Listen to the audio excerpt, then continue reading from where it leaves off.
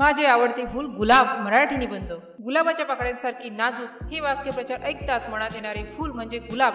हे फूल माझे सर्वात आवडते आहे. त्याचे सौंदर्य, सुवास आणि प्रतिकारात्मक यामुळे देव केवळ फूल न राहता भावनांचा आणि कलात्मकतेचा प्रवास बनतो. गुलाब हे फुलांमधील राजा मानले जातो. त्याचे असंख्य रंग तांबडा, गुलाबी, पिवळा, पांढरा प्रत्येक भावना व्यक्त करतात. तांबडा गुलाब प्रेमाचा प्रतीक आहे, तर पांढरा शुद्धता आणि सद्भावनेचा. गुलाबाच्या काट्यातूनच फूल मिळते ही म्हण खरी आहे. गुलाबाच्या काटेरी काड्यांच्या मध्ये हे अप्रतिम सौंदर्य वसलेले असते, जे आपापल्या जीवनातील संघर्ष आणि यशाचे सूत्र सांगतो. गुलाबाचा सुगंध मनावर जादूचा परिणाम करतो. त्याच्या पाकळ्यांपासून तयार होणारे गुलाब पाणी आणि गुलकंद यांचे औषधी आणि पाककलेतील महत्त्व अमूल्य आहे. सुगंधात गुलाबाचा वर्चस्व असे म्हणण्यात काही अतिशयोक्ती नाही. त्याचा वास मानसिक शांतता आणि आनंद देणारा असतो. तो केवळ फुलांसाठी नव्हे, तर आयुर्वेदातील रत्न आहे. सांस्कृतिकदृष्ट्या गुलाबाला अतिशय महत्त्व आहे. भारतीय पारंपरिक सण, विवाह, पूजा किंवा सकारात्मक गुलाबाचा वापर होतो. तो भक्ती, प्रेम आणि समर्पणाचे प्रतीक मानला जातो. गुलाबासारखा सुंदर पण सावध हे त्याचे खरे वैशिष्ट्य आहे. त्याचे सौंदर्य आकर्षण तर